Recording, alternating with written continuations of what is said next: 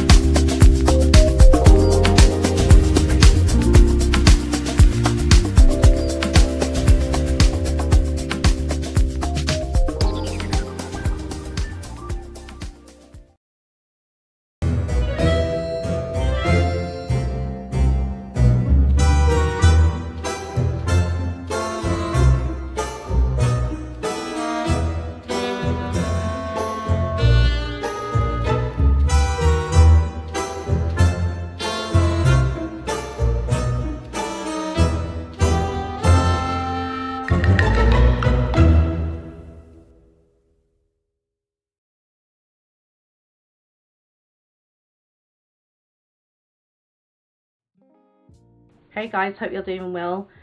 In today's video, I wanted to show you a way to save money during this really difficult time. If you're being affected severely financially, then hopefully you'll find value in this video. If you're a motorist especially, I wanted to do this video for two reasons really. Firstly, we have been told we're in a cost of living crisis. I say we have been told because this is not affecting everyone.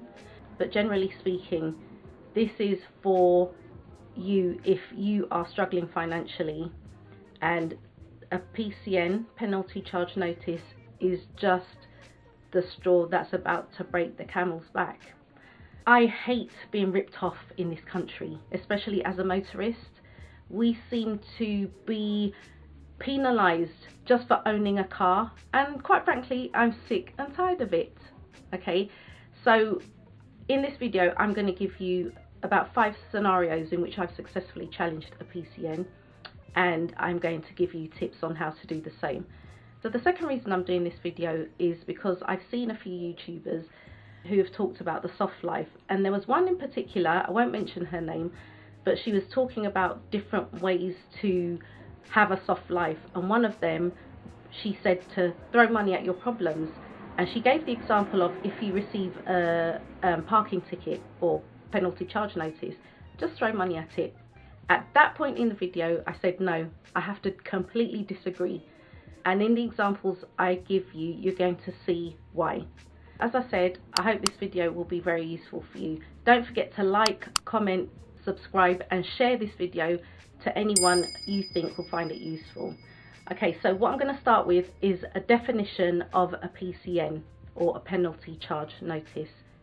What is a PCN? A PCN is a penalty for contravention of parking regulations. It can be paid, contested by appeal, or contested by defending a claim for payment under the small claims track of the county court. You won't get a criminal record or points on your licence. What is the difference between a penalty notice and a fine? Civil penalties such as penalty charge notices, PCNs, are similar legal constructs used for issuing on-the-spot fines. Unlike FPNs, fixed penalty notices, civil penalties have an assumption of guilty until proven innocent, with a burden being placed on the individual to appeal the fine. As I said, I'm going to share with you 5 instances where I've successfully challenged a PCN, so I'll start with the most recent one. So this was at the beginning of the year. It was the 4th of January, and I remember it because my daughter was going away. So her dad took her to the airport. It was Heathrow, and I was running slightly late, about 20 minutes, so I was going to meet them there. So get to Heathrow. The layout, it seems to change every time I go there. I don't go there frequently. but this layout was slightly confusing to me. I was looking for the short stay car park and I ended up going through the arrivals pickup point, and now with all the airports I believe they charge a fee for that area. Now I was not in a position to reverse back to get back onto the road that took me to the short stay car park, so I had no alternative but to drive through. I did not stop, guys. Okay, that's going to be relevant to the latter part of the story. So drive through, 4 minutes later I get my car parking spot in the short stay car park, go off, meet up with my daughter and her dad. We see her off and then we go back to pay for our tickets individually. Mine came to about £11, I believe. And then merrily on my way, about 2 weeks later, I receive a letter in the post. You have been caught going through the arrivals zone and you didn't pay £5.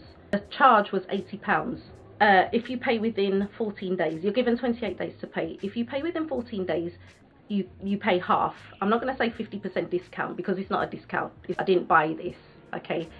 So you pay half. So effectively, if I was going to pay it, I would have done it within the 14 days and paid £40. And initially I thought, yeah, you know, it's a bit of an inconvenience, but yeah, let me just pay it. And then I thought, no, after a couple of days I thought, you know what, this thing was bothering me so much, I thought, no, I'm not going to pay it because I have a legitimate reason for not paying it. On the website they give you, you know, if you want to dispute a PCN, you have to write your explanation and provide evidence as to why you shouldn't pay this PCN. And that's what I did. The gist of it was that they had photographic evidence of me driving through that area, no problem. They didn't have any evidence of me stopping in that area to pick anyone up, because I had no one to pick up. I'd gone through there accidentally. So that was my argument. If you check the CCTV, I explained, you will see that at no time did I stop to pick anyone up. I didn't stop in that zone, so I wouldn't have had to pay the £5. 4 minutes later you would have seen that I actually parked and later on paid for my parking. Here's the receipt, time stamped, date and time stamped, for £11. After, I think it was about I can't remember, about 3-4 weeks later I got an email saying, on this occasion we've decided to waive the charge, you don't have to pay, case closed.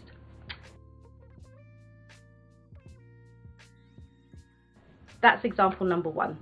Example number two, my mum had, at this point, had really awful neighbours. My daughter, like if she's ordered stuff from Amazon or whatever, she's, just for convenience sake, she'll get it sent to my mum's address. And as I said, my mum had really awful neighbours, very unhygienic, very dirty, very horrible, and they used to fly tip because the front area was absolutely disgusting. Now, I've told my daughter many times, when you unwrap your parcels, shred your name and address, so it, you know, for security reasons. Invariably she forgets, and on this occasion she just put it in the bin. They've decided to take a whole load of their rubbish and fly tip it not far, a few streets away from where my mum lives, and they for some reason have taken my daughter's information, the name and address, and put it on top of this rubbish. Don't ask me why, I have no idea. I don't know how certain people's minds work. My daughter gets a letter, I think she was away, and a letter comes for her. I don't know what it's for. It's come, you know, my mum tells me it's from the local authority, so I go round to my mum's and I ring my daughter and ask, do you want me to open this letter because it looks official? She says, yeah. So they've written to her saying that they have evidence, photographic evidence of her fly tipping. Basically, she's left a whole load of rubbish on a public road.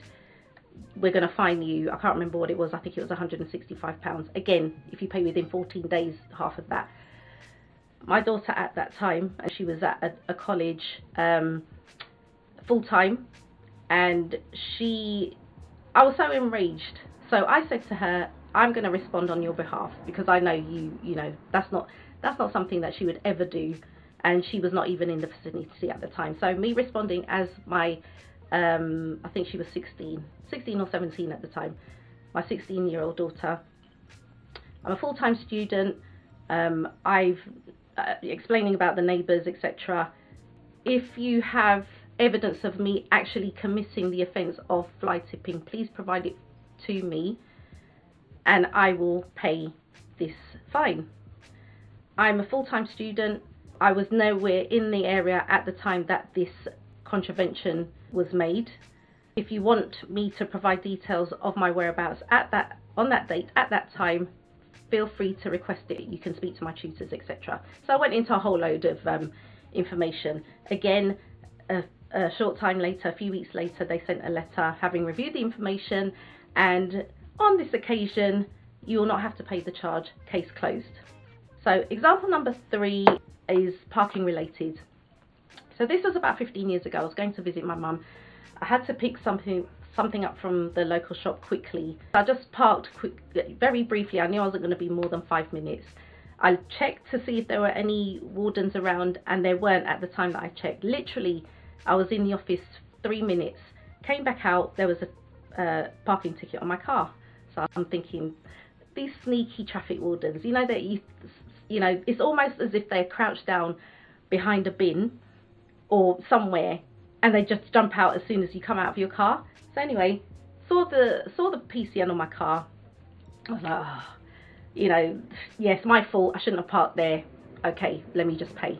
I opened it and I looked at all the details. And the first thing that struck me is that they got my registration number wrong. So I immediately knew, common sense told me that this on its own invalidated the ticket, because they have to get all your personal details correct. Based on that, I disputed the ticket, because what they did, they mistook an M for a W. And if you look very closely, they look kind of similar, but obviously this guy didn't check, or whoever it was, woman, man, whoever issued the ticket, they didn't check properly. So I disputed that purely on a technicality, purely based on the fact that my details were wrong. So that was another successful one. I'll give you a fourth example. So this one is going back to around 1999. So very briefly, I used to, this is when I was studying to be a software developer, and I used to take courses in Old Street, which is in, if any of you know London, it's sort of to the sort of east, near the city of London, quite a busy area. And at the time of this taking place, this was before congestion charge and parking restrictions were fairly relaxed.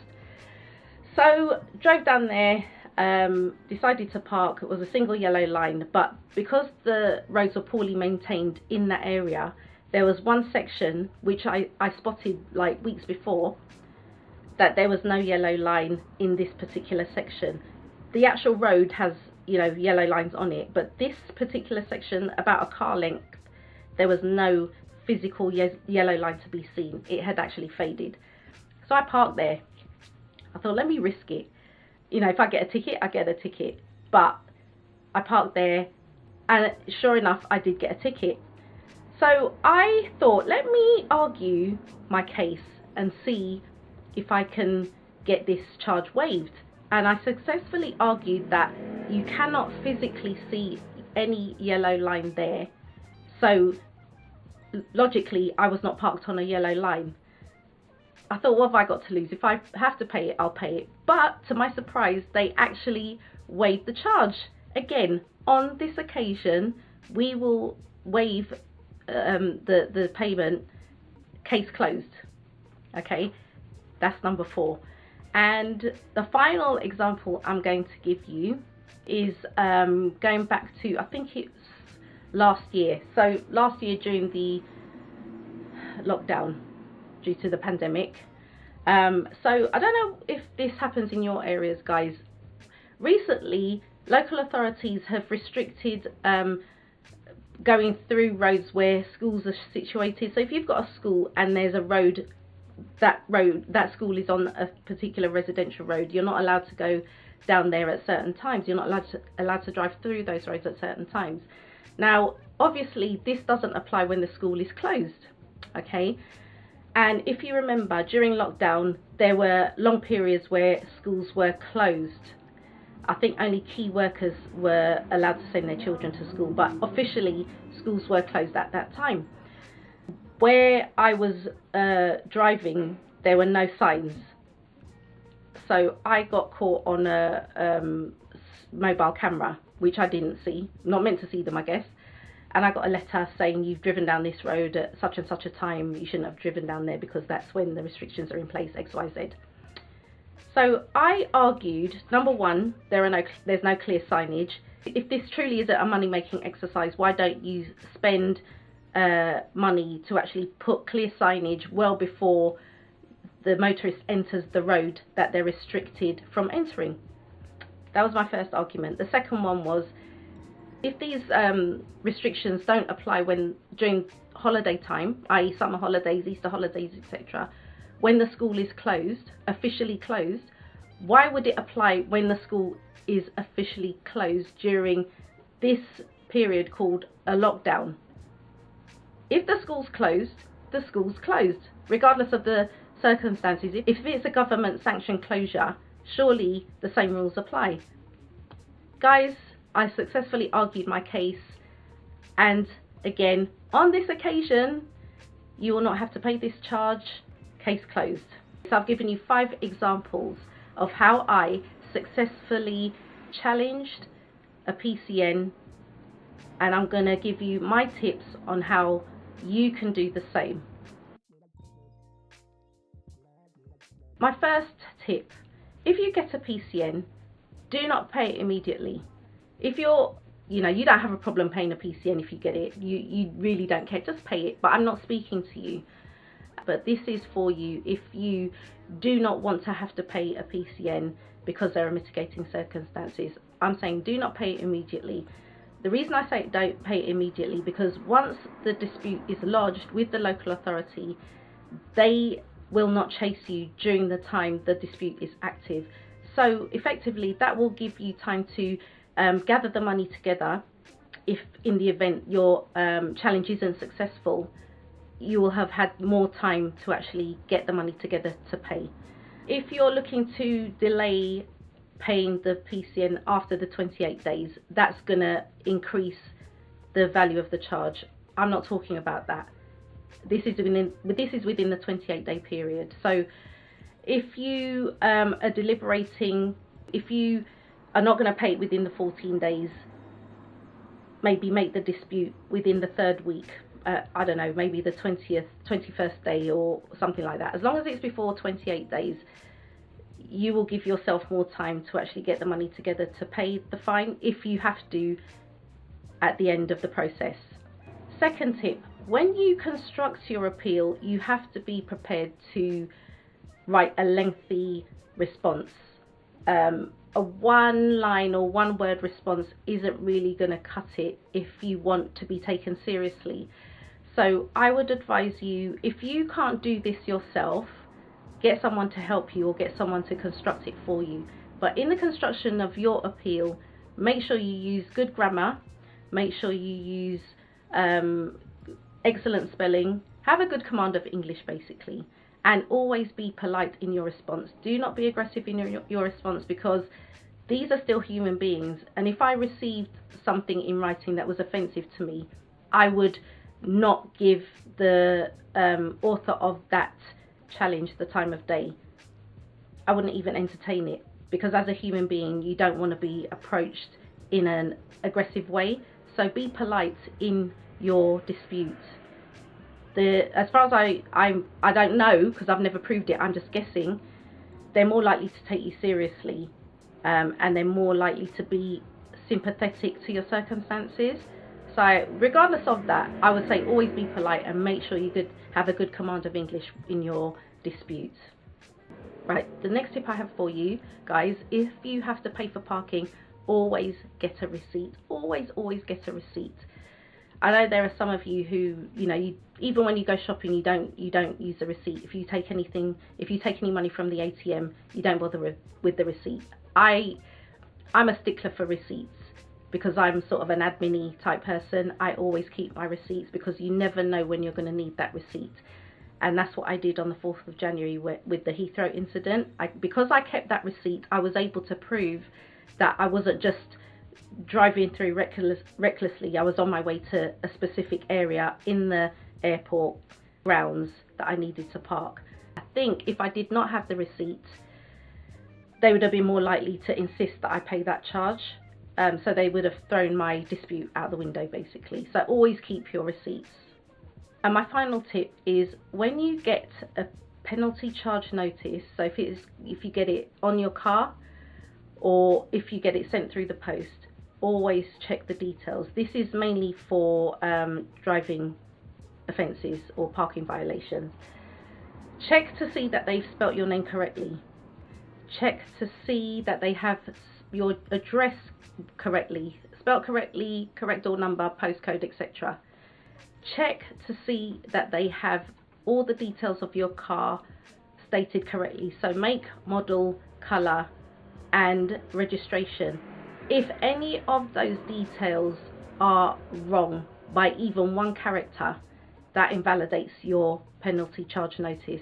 You still have to go through the process of appeal, but rest assured, I've not heard that that has changed. That immediately invalidates your PCN. So that will be my final tip to you. If you go through your personal details and there's one thing wrong, doesn't matter how small, make sure you appeal. I just want to say, I hope this information is really useful, because if there's any way I can help you to save money, I will always do it on this channel. I would not tell you something that I have not done myself.